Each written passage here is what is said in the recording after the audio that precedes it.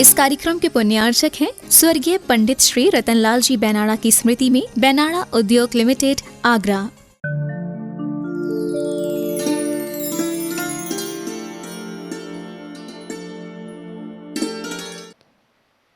संयम का पालन होता ही तब है जब व्यक्ति फल का चिंतन करता है। तो आचार्य भगवान इसी बात को लिख रहे हैं, हिंसा से भयभीत मेरे स्वामी संयमी हैं और अहिंसा ही जीवन है उनका। सभी से कहना है, हम जो भी कर रहे हैं, जैसा भी जीवन जी रहे हैं, अपने हर कदम के उठने के पहले उसके हम फल को सोचें। क्या इसका फल हमारे ऊपर, परिवार के ऊपर, अन्य लोगों के ऊपर। कुछ कार्य ऐसे होते हैं जिसका फल एकमात्र हमें ही भुगतना पड़ता है। और आप गाड़ी तेजी से ड्राइव कर रहे हो और उसी गाड़ी में 4 और मेंबर बैठे हैं, आपकी नासमझी से चोट अब आपको अकेले नहीं लगेगी। जब गाड़ी का एक्सीडेंट होता है तो जितने लोग बैठे हैं उनको भी चोट लग जाती है। तो कार्य तो हमने गलत किया, लेकिन उसका फल बेचारे उन 4 लोगों को भी भुगतना पड़ता है। तो जीवन में कई ऐसे मोड़ आ जाते हैं, हमारा एक गलत कदम मात्र हमें ही दुखदाई साबित नहीं होता है, हमारे आश्रित रहने वाले परिवार के अन्य सदस्यों के लिए भी दुखदाई होता है। और कथनचित यदि वह गाड़ी बस हो, सुनना, अब जिसमें 50 मेंबर्स पैसेंजर बैठे हैं, अब ड्राइवर गलती करेगा तब उसका फल कितने को भुगतना पड़ेगा। अब मात्र एक ड्राइवर को नहीं, अब 50 लोगों को भुगतना पड़ेगा। और यदि वो ट्रेन हो तो हजारों की संख्या में फल भुगतना पड़ता है। तो समझ में आ रही बात, गलती एक कर रहा है लेकिन फल कितने को भुगतना पड़ रहा है। तो हम हर कदम उठाने के पहले ये सोचें कि मेरा कदम क्या मुझे ही गलत परिणाम देगा, कि 4 लोगों को भुगतना पड़ेगा, कि 40 को, कि 400 को, कि 4000 को, कि न जाने कितने लोगों को। तो कौन सा व्यक्ति समझदार होता है? जो भयभीत होता है हिंसा से, वही व्यक्ति अपने आप को संयमी बना सकता है, बाकी कोई नहीं बना सकता। और जो समझदार होता है व्यक्ति, वह इतना चिंतन अवश्य करता है, यदि मैं डूबूं तो डूबूं, लेकिन मैं कम से कम अन्य लोगों को तो लेकर के नहीं डूबूं। मैं गाड़ी कैसी भी चला दूं, मैं अकेला हूं तो ठीक है, मैं चला सकता हूं, मेरे साथ कोई नहीं बैठा है। लेकिन जब परिवार के सारे लोग बैठे हैं गाड़ी में, तो वो और कॉशियस हो जाता है कि नहीं। छोटा बच्चा हो, मान लीजिए 4 महीने का, तो और कॉशियस हो जाता है, धीरे से ड्राइव करना है। वृद्ध हो, घर के लोग हों तो और चिंतन करता है, नहीं भाई कष्ट नहीं पहुंचना चाहिए। ऐसी होता है कि नहीं? जीवन में कैसा होता है, व्यवहार में ऐसी होता है ना। हाँ, तो कैसे हमने अपने आप को संयमित बनाया? बस हिंसा का फल का चिंतन करके, जो भुगतना पड़ेगा बाद में उसका चिंतन से। तो यही बात वह रसना उस रस्सी से कह रही है। समझ में आ रही बात? नहीं, मेरे स्वामी संयमी हैं, हिंसा से भयभीत और अहिंसा ही जीवन है उनका। उनका कहना है कि संयम के बिना आदमी नहीं, यानी वही आदमी है जो यथा योग्य आदमी है। यथा योग्य का अर्थ है शक्ति के अनुसार, और आदमी का अर्थ होता है, दमी अर्थ के जानते हो क्या है? जो इंद्रियों का दमन करे, जो विषयों को रोके, पंचेंद्रिय के विषयों को जो कंट्रोल करे, जो इंद्रियों के विषयों की ओर भागे नहीं, जिसकी लगाम स्वयं के हाथ में होती है, मन के हाथ में नहीं होती है। वह मन का और इंद्रियों का गुलाम दास नहीं होता है, बल्कि इंद्रियां और मन उस आत्मा, उस व्यक्ति के दास होते हैं। लेकिन वर्तमान में सभी लोग प्रायः मन के दास बन करके बैठे नहीं है। जो दमी होता है, यानी वह कंट्रोल करने वाला, दमन करने वाला। किसके ऊपर दमन? दूसरों को नहीं दबाने वाला, वो इंद्रियों को दमन करने वाला, जो मन इधर उधर भागता है, गलत की वांछा करता है, गलत विषयों को चाहता है, जो अपने नाम को, ख्याति, पूजा, लाभ को चाहता है, उसको कंट्रोल करने वाला होता है। मन हमारा नौकर है कि मालिक है? बताओ क्यों? मन दास है कि स्वामी है? हाँ, मन जो है गुलाम है कि मालिक है? मालिक है। आप मालिक है कि मन आपका मालिक है? हम यही बस पूछना चाह रहे हैं। हाँ, मालिक तो हम हैं, लेकिन वर्तमान की क्या हो रहा है, लोगों ने अपनी सारी दुकान नौकरों के भरोसे ऐसे छोड़ी है कि नौकर ही मालिक बन करके बैठ गए। मालिक को कुछ नहीं पता चलता क्या हो रहा है, कहाँ आ रहा है, कहाँ जा रहा है, कितना आ रहा है, कितना जा रहा है। ऐसे ही हो गया ना। तो सारा कंट्रोल जो है उनका उनके नौकरों पर है, मुनीम के हाथ में है। उसको A to लेकर Z तक सारी स्थिति पता है, मालिक तो बेचारा बैठे ही रहता है। तो ऐसी स्थिति सबके साथ हो गई है।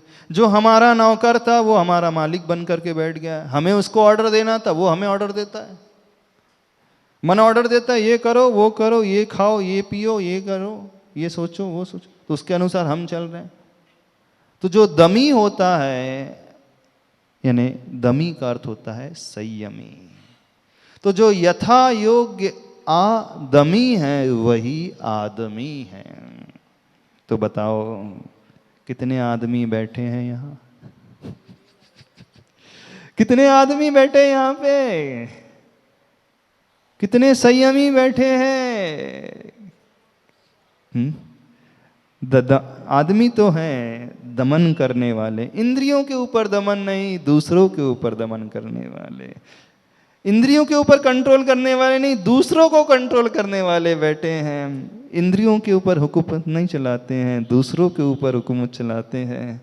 पर रस्सी कह रही है, रसना कह रही है रस्सी से, मेरे स्वामी तो संयमी हैं, हिंसा से भयभीत हैं, डरे हुए हैं। तो वही आदमी जो यथा योग्य सही आदमी है, शक्ति के अनुसार कम से कम, हम ये नहीं कह रहे कि पूरे के पूरे संयमी हो जाओ, लेकिन जितनी शक्ति है, जितनी सामर्थ्य है, उसके अनुसार तो थोड़ा सा संयम अपने जीवन में अपनाना सीखो। थोड़ा सा कंट्रोल अपने ऊपर, अपने मन के ऊपर, अपने इंद्रियों के विषयों के ऊपर करना सीखें। तभी सही मायने में आदमी हम कहलाएंगे।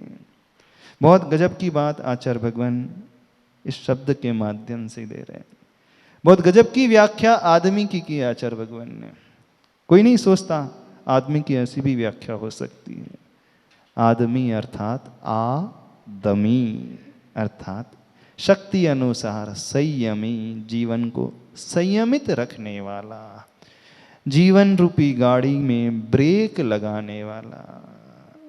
अन्य गाड़ियों में तो पहले ब्रेक चेक करते हों, लेकिन जीवन रूपी गाड़ी में कोई भी व्यक्ति संयम रूपी ब्रेक को चेक ही नहीं करता। बिना संयम, बिना ब्रेक के सबकी गाड़ियां चले जा रही हैं, भागे जा रही हैं, दौड़े जा रही हैं। विचार भी नहीं करता व्यक्ति। घर से निकलने के पहले पहले ब्रेक चेक करोगे, ब्रेक ठीक है कि नहीं। बैठने के पहले गाड़ी में ब्रेक ठीक है कि नहीं। ऐसे ही होता है। जीवन को इतने हल्के में क्यों लेते हो? थोड़ा सा कॉशियस हो, थोड़ी सी जागृति लेकर के आओ। नहीं, हल्के में नहीं लेना है हमें। हमारा जीवन ऐसा नहीं है, बहुत कीमती जीवन होता है। हाँ, कचरे में फेंकने लायक नहीं है। जीवन जो है, जो पर्याय मिली है, ऐसी वैसी नहीं है, व्यर्थ में गंवाने के लिए नहीं है, सदुपयोग करने के लिए। समझ में आ रही बात? नहीं आ रही? आगे चलते हैं। हाँ, यथा योग्य का आकलन कैसे होगा? बहुत अच्छा प्रश्न कर रहे हैं। अब हम बता देते हैं। जब व्यापार करते हो तो कैसे आकलन कर लेते हो? क्षमता से बढ़ कर के कर लेते हो। कर्ज लेकर के, लोन लेकर के, यहाँ से उठा करके, वहाँ से उठा करके, क्षमता शक्ति से बढ़कर के व्यक्ति करता है व्यापार। संसार के सारे कार्य शक्ति को से बढ़ करके, शक्ति का उल्लंघन करके कैपेसिटी 1 करोड़ की है और व्यापार करोगे 5 करोड़ का। कैपेसिटी 10 लाख की है और 1 करोड़ में हाथ डाल दोगे। हाँ, प्लॉट खरीदने की क्षमता नहीं है, 10 लाख रुपए जेब में 50 लाख का खरीद लोगे। सारे कार्य, गाड़ी लेने की क्षमता नहीं है, ईएमआई में लेकर के आ जाओगे, इंस्टॉलमेंट में 25 लाख की कार। सारे कार्य व्यक्ति यथा योग्य नहीं, शक्ति से बढ़कर के। और जब धर्म की बात आती है, संयम की बात आती है, तो अपने आप को दबा देता है। यथा योग्य मतलब अपनी शक्ति को पहचानना। कितनी शक्ति हमारे भीतर है, कितनी शक्ति है, उतनी ही शक्ति है जैसे आप संसार के कार्यों में करते हो, बिल्कुल उससे कम बिल्कुल नहीं है। इस बात को मान करके चलना। हर व्यक्ति अपनी उस शक्ति को परखे, व्यापार में, घर गृहस्थी में, सुविधाओं में, लग्जरी में, गाड़ियों में, कपड़ों में, मार्केट में, घूमने में, होटलिंग में, सब जगह शक्ति को तो देखते हो कि नहीं? बस वैसे ही धर्म के क्षेत्र में लगा लो तो शक्ति तो बिल्कुल वैसी ही है, बस डायरेक्शन बदली है और कुछ नहीं है। जब हम एक डायरेक्शन में, कोई व्यक्ति पूर्व में 500 किलोमीटर चल सकता है, तो क्या पश्चिम दिशा में 500 किलोमीटर नहीं चल सकता? क्यों सत्येंद्र जी? कोई पूर्व दिशा में 500 किलोमीटर आसानी से चल सकता है, तो क्या पश्चिम में नहीं चल सकता? जो संसार के मार्ग में 500 किलोमीटर अथवा शक्ति का प्रयोग करके सारी एनर्जी का उपयोग कर सकता है, तो पश्चिम में अथवा धर्म के क्षेत्र में क्यों नहीं कर सकता? कर सकता है, बस करता नहीं है, इतना ही अंतर है। रुचि नहीं है उसकी, उसको तो वही संसार विषय अच्छे लग रहे हैं। बोले क्या करना है? बोले बुढ़ापे में कर लेंगे, जब मरते समय जब आएगा तब त्याग कर देंगे, तब नियम ले लेंगे, तब कुछ कल्याण की बातें कर लेंगे। अभी तो क्या करना है? खाओ पियो ऐशो आराम से रहो, इतनी भी जल्दी क्या है, जब जीना है बरसों, है ना? ये सोच करके चलता है। काल करे सो आज कर, आज करे सो अब नहीं, नहीं। धर्म के क्षेत्र में आज करे सो काल कर, काल करे सो परसों, इतनी भी जल्दी क्या, जब जीना है बरसों। हाँ, धर्म के क्षेत्र में ये नीति अपनाता है। और संसार के क्षेत्र में काल करे सो आज कर, आज करे सो अब, परल में परलय होगा, बहुरी करेगा कब। कैसी इसकी विरुद्ध नीति, विपरीत नीति आपस में चलती है। तो शक्ति की बात यदि हम करें तो शक्ति तो सबके पास बहुत सारी है, शक्ति से रहित कोई भी नहीं है। हर क्षेत्र में अपनी शक्ति को वो उपयोग में लाता है। एकमात्र संयम के क्षेत्र में, धर्म के क्षेत्र में वह छिपा लेता है, ढक लेता है। आगे चलते हैं। हमारी उपास्य देवता अहिंसा है, और जहाँ गांठ ग्रंथि है वहाँ निश्चित ही हिंसा छलती है।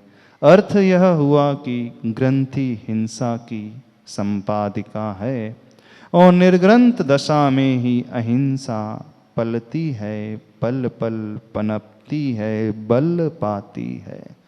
हमारे उपास्य देव कौन है? आपके उपास्य देव कौन है? पार्श्वनाथ भगवान। पार्श्वनाथ भगवान। देखो, जैन धर्म में कोई व्यक्ति की पूजा नहीं होती है। हम पार्श्वनाथ को नहीं पूज रहे हैं, हम पार्श्वनाथ को इसलिए पूज रहे हैं कि उन्होंने जीवन में अहिंसा को पाला। याद रखना, अहिंसा रूपी गुण के कारण पार्श्वनाथ की पूजा हो रही है। आप साधुओं को नहीं मानते, पूज्य मुनि महाराज को नहीं मानते हैं, इस कारण मानते हैं कि वो 28 मूल गुण का पालन कर रहे हैं। व्यक्ति की पूजा अपने यहाँ है ही नहीं। यदि वो व्यक्ति उन गुणों का पालन नहीं करे तो क्या मतलब? तो हमारे यहाँ जो है जैन धर्म में हम व्यक्ति को मानते ही नहीं, गुणों की उपासना होती है। चूंकि वे गुण उस गुणी के भीतर है, इस कारण पार्श्वनाथ की पूजा हो गई। यदि पार्श्वनाथ उन गुणों को नहीं धारण करते तो एक सामान्य व्यक्ति रहते। जैसे दीक्षा लेने के पूर्व में वो सामान्य थे, गृहस्थ थे, घर में थे। तो घर में रहने वाले पार्श्वनाथ की तो पूजा नहीं होती, घर में रहने वाले महावीर की तो पूजा नहीं होती। कौन से महावीर की पूजा हुई? जब उन्होंने 5 पापों का त्याग किया, व्रतों को अपने जीवन में अपनाया, उस अहिंसा, परम अहिंसा की आराधना की, तब वे महावीर पूज्य बने। जन्म लेने वाले तीर्थंकर महावीर, घर में रहने वाले वो बालक महावीर, उनकी पूजा कोई नहीं करता है। तो हमारे यहाँ उपास्य कौन है? अहिंसा ही उपास्य देवता है। तो अहिंसा की पूजा करना सीखो। और अहिंसा की पूजा उदक चंदन तंदुल पुष्प कय बोल करके नहीं होती है। अर्घ चढ़ाने से अहिंसा की पूजा नहीं होती है। अहिंसा की पूजा किससे होती है? गुणों की पूजा तब मानी जाती है जब उन गुणों को हम अपने भीतर धारण करते हैं। इस बात को समझें। हम अष्टद्रव्य की थाली लेकर के आ जाए और चढ़ा दें, उसका नाम पूजा है ही नहीं। बहुत औपचारिक बात है ये बहुत फॉर्मल चीज है अष्टद्रव्य की थाली चढ़ाना। लेकिन वास्तविक पूजा जो होती है, उन गुणों को जब हम अपने भीतर प्रकट करने का पुरुषार्थ करते हैं, तो जो व्यक्ति उन गुणों को, अहिंसा को अपने भीतर उद्घाटित कर रहा है, तब मानना वो अहिंसा की पूजा कर रहा है। अन्यथा सब फॉर्मेलिटी चल रही है, इसके अलावा कुछ भी नहीं। तो उपास्य देवता कौन है? अपने अहिंसा उपास्य देवी है। तो कितने लोग अहिंसा की पूजा कर रहे हैं? ऊपर उठो। पूरी हिंसा नहीं छोड़ सकते तो आंशिक हिंसा ही छोड़ दो। पूरे पाप नहीं छोड़ सकते तो थोड़े मोड़े पाप ही छोड़ दो। पूरे व्रत नहीं ले सकते तो अणुव्रत ही ले लो। घर बार छोड़ करके मुनि नहीं बन सकते तो योग्य सद्गृहस्थ सत्श्रावक ही बन जाओ। पूरे व्यसन आदि जैसे त्याग नहीं हो सकते तो जैन कुल के योग्य जो कुलाचार होता है उसी का पालन हो जाए। जो जैन कुलाचार होता है उसी की योग्य अपने आप को बना ले, सप्त व्यसनों का वह त्यागी हो जाए। घर में रहते हुए भी बहुत बड़ा पुरुषार्थ माना जाएगा उस श्रावक का। सप्त व्यसनी का त्यागी हो जाए, प्रतिदिन प्रभु के पास जाए, उनका अभिषेक कर ले, तो गृहस्थ होकर के भी बहुत बड़ा वो संयम के पथ में बढ़ने वाला माना जाएगा। हर कोई मुनि नहीं बन सकता, हर कोई पूर्ण संयमी नहीं बन सकता, तो कम से कम आंशिक संयमी तो बन ही जाए। जैन कुल के योग्य अपने आचरण को तो बना ही ले। उस मदिरा शराब आदि से, उस व्यसन से अपने आप को दूर कर ले कि वो भी नहीं किया जा सकता। इतना तो अवश्य किया ही जा सकता है। और यह भी नहीं हो रहा है तो फिर समझना हम जैन कुल में पैदा होकर के जैन धर्म को बदनाम कर रहे हैं और कुछ नहीं कर रहे हैं।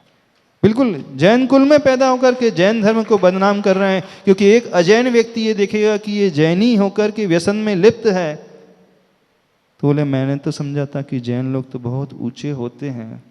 उसका कृत्य अकेले उसे बदनाम नहीं करता है, वो सारे धर्म को बदनाम करता है, सारे धर्म की अप्रभावना करता है। व्यक्ति उसे दोष नहीं देगा, व्यक्ति कहेगा जैनी लोग ऐसे होते हैं। समझ रहे हो कि नहीं समझ रहे हो?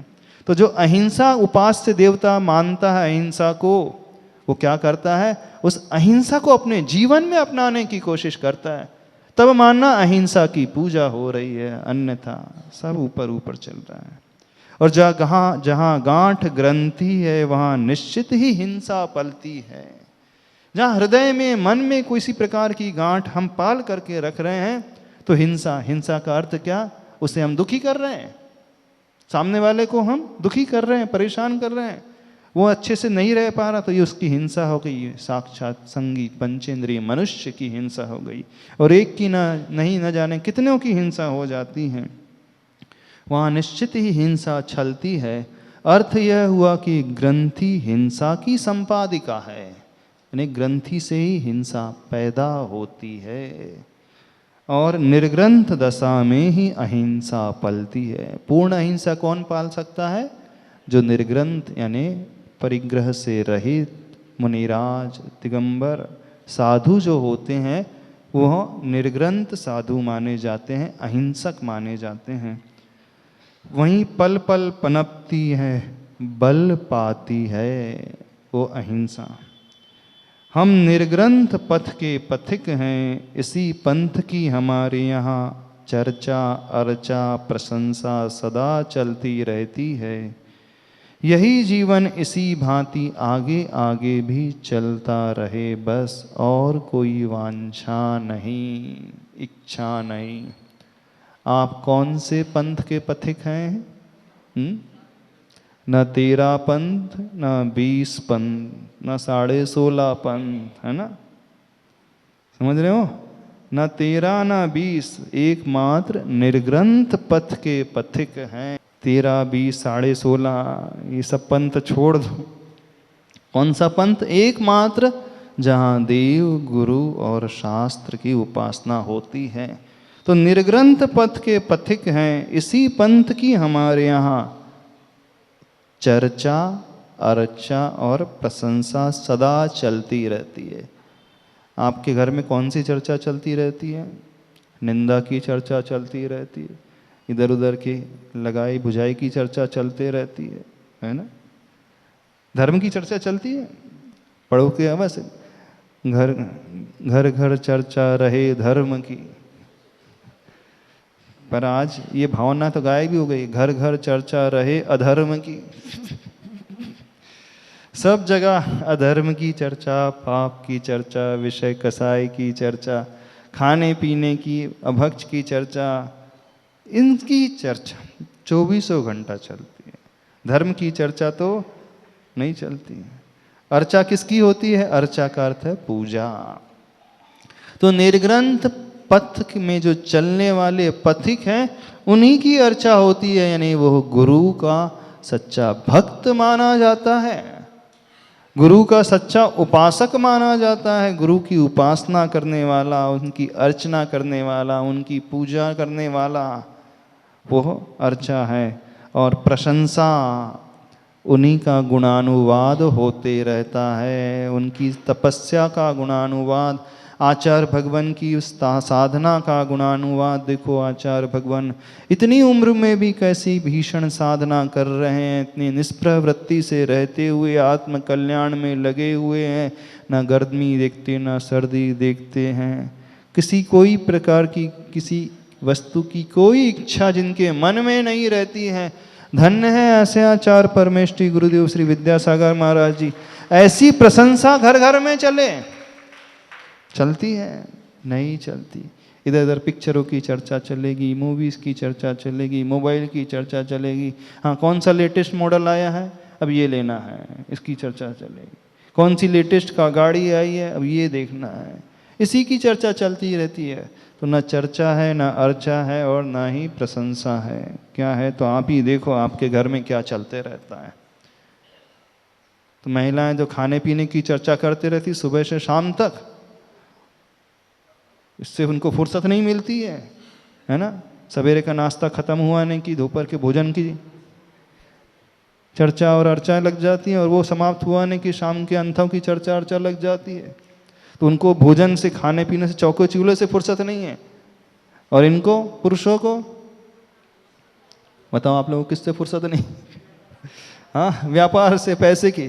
तो इनको पैसे की चर्चा से फुर्सत नहीं है, इनको चौके चूल्हे से, खाने पीने से।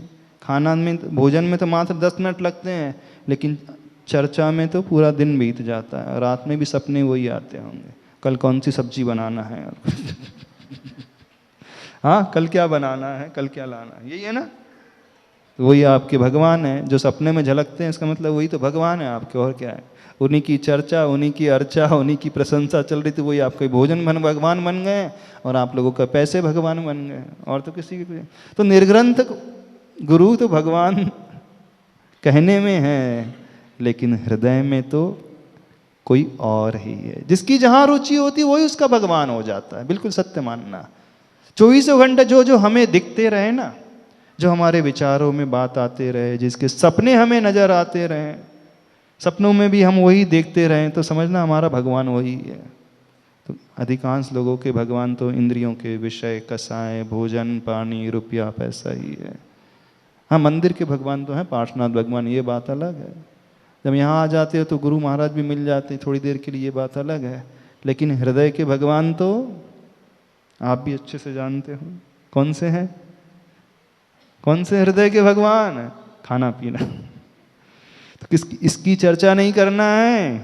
क्या कहा जा रहा? हम निर्ग्रंथ पंथ के पथिक हैं, इसी पंथ की हमारे यहाँ चर्चा, अर्चा, प्रशंसा सदा चलती रहती है। यही जीवन इसी भांति आगे आगे भी चलता रहे। बस एक भावना हमेशा भाना, प्रभु मैं जीवन में हमेशा बस गुरुओं की ही चर्चा करते रहूं। दिन रात मेरे स्वामी मैं भावना ये भाऊं। बस ऐसी भावना दिन रात भाते रहना, उससे कल्याण हो जाएगा। क्योंकि जैसी भावना हमारी भीतर से पैदा होती है, हम बिल्कुल वैसे ही हो जाते हैं और अगले भाव में वही पा जाते हैं। इस बात को भी मान करके चलना। तो जो व्यक्ति जैसी भावना भाता है बिल्कुल वो वैसा ही हो जाता है।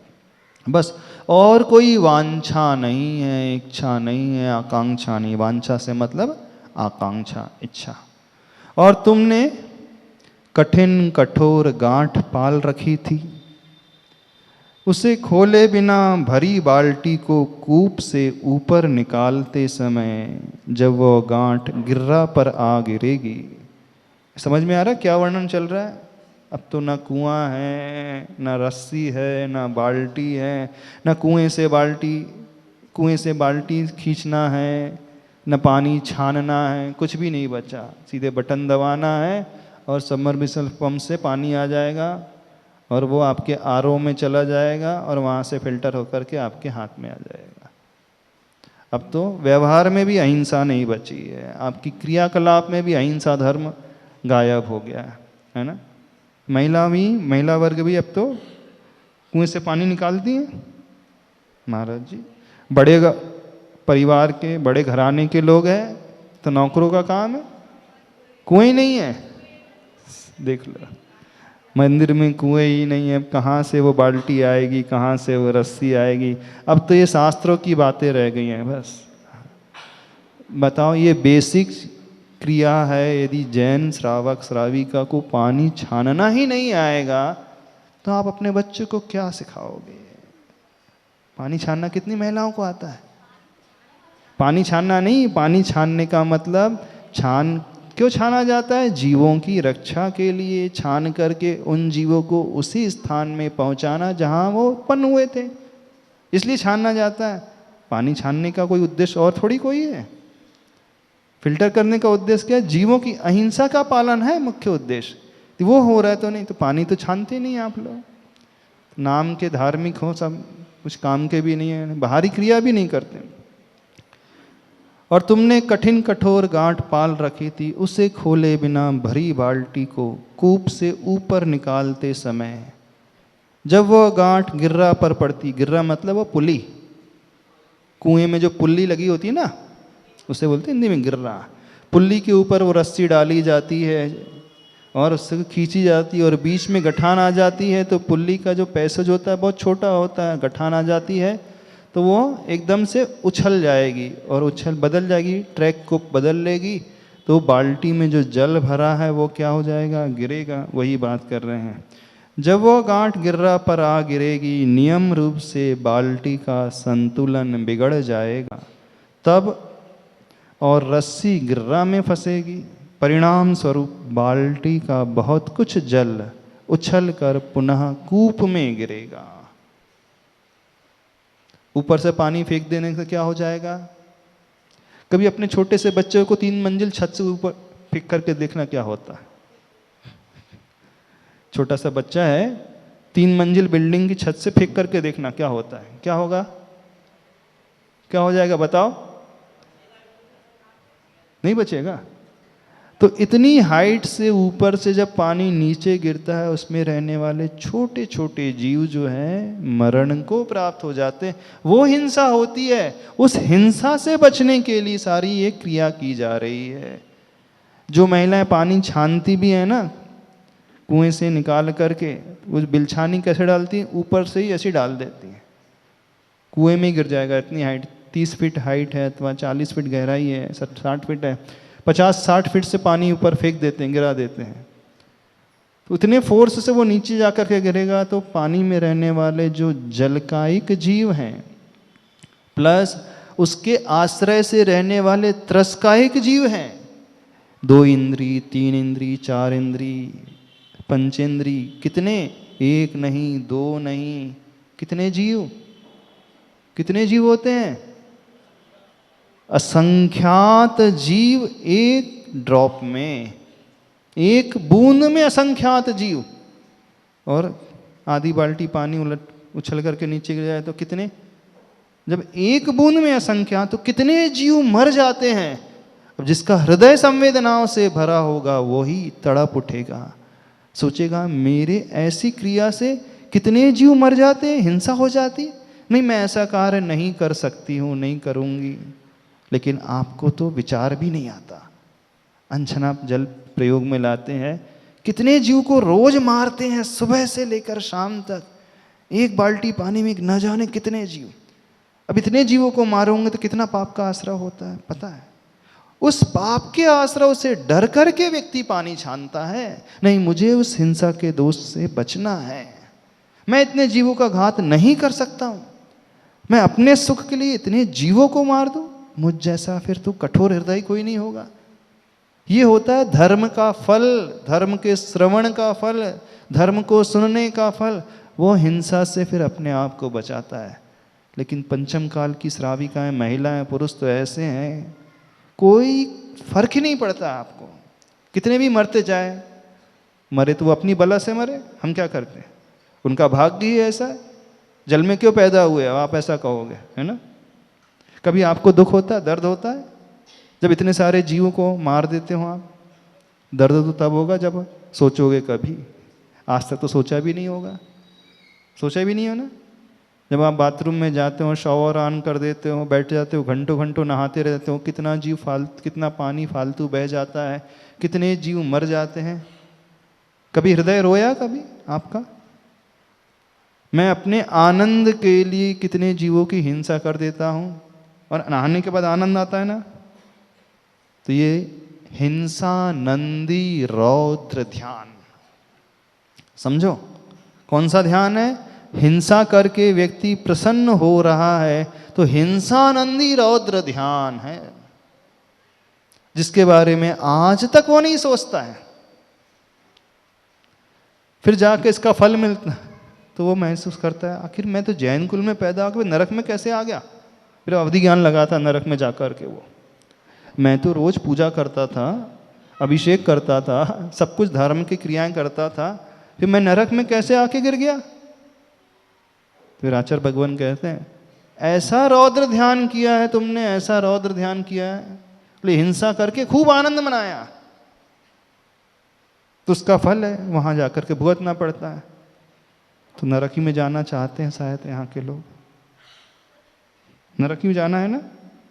आनंद नहीं आता? अच्छा, नहाने के बाद आनंद आता है कि नहीं? कितने लोगों को नहाने के बाद दुख होता है? दुख इन द सेंस, सोचते हैं देखो मैंने नहा तो लिया, लेकिन कितने जीवों की हिंसा हो गई, बड़ी पीड़ा हो रही है। देखो एक वो व्यक्ति होते हैं, जैसे जीव होते कार्य तो करते।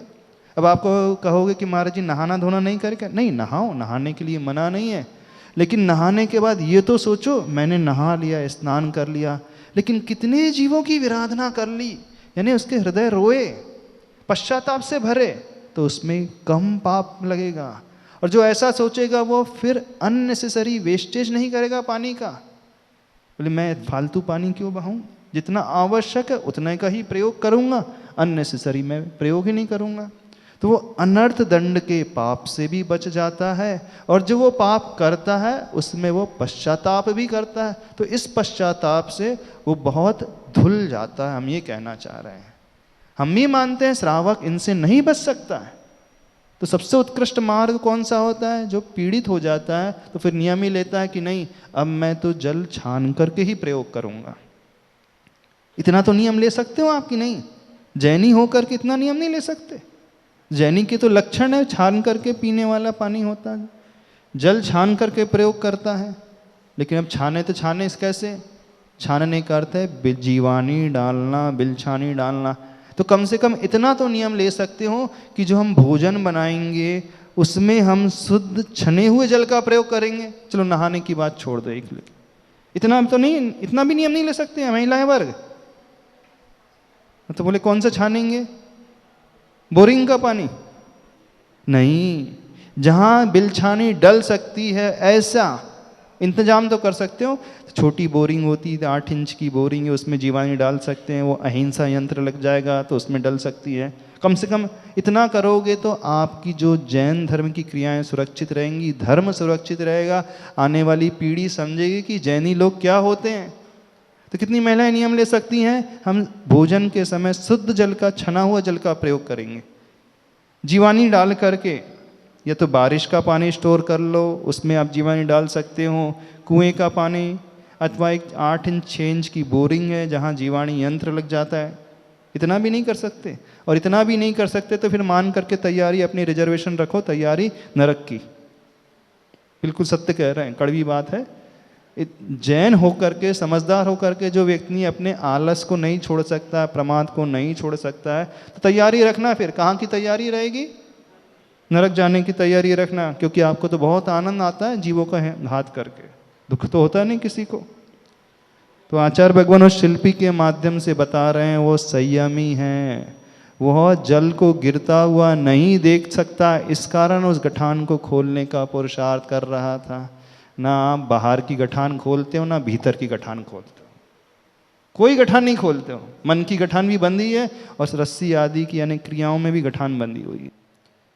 और तुमने कठिन कठोर गांठ पाल रखी थी, उसे खोले बिना भरी बाल्टी को कूप से ऊपर निकालते समय जब वह गांठ गिर्रा पर आ गिरेगी, नियम रूप से बाल्टी का संतुलन बिगड़ जाएगा तब, और रस्सी गिर्रा में फंसेगी। परिणाम स्वरूप बाल्टी का बहुत कुछ जल उछलकर पुनः कूप में गिरेगा। उस जल में रहने वाले जलचर जीव लगी चोट के कारण अकाल में ही मरेंगे। कौन से जीव? जो जल में रहने वाले, एक इंद्री नहीं, 2 इंद्री भी, 3 इंद्री भी, 4 इंद्री भी, पंचेंद्री भी। एक तो जो कुएं में था उसमें चोट पड़ेगी उस जल में, और जिस जल को फेंका जाएगा उसमें चोट पड़ेगी। तो आपका बच्चा ऊपर से नीचे गिरेगा तो क्या हालत होगी? बस वो अंदाज़ा लगा लेना, जब आप ऊपर से 60 फीट ऊंचाई से पानी फेंकोगे तो अकाल में ही वे मरेंगे। इस दोष के स्वामी मेरे स्वामी कैसे बन सकते हैं? एक कुंभकार इतना सोच सकता है और एक जैनी है कुछ नहीं सोचता। आपसे तो अच्छा वो कुंभकार है, शिल्पी है, वो इतना अहिंसा धर्म के बारे में सोच रहा है, और आप नाम मात्र के जैनी हो। नाम के आगे लिखवा दोगे जैन, बड़े गौरवान्वित महसूस करते हो कि नहीं? हम जायसवाल जैन हैं, लेकिन काम में क्या है? क्या हालत है बताओ? अच्छा जी, क्या हालत है? काम के जैनी हो, नाम के हो? अहिंसा की तो उपासना कोई कर ही नहीं रहा। इसीलिए गांठ का खोलना आवश्यक ही नहीं, अनिवार्य रहा।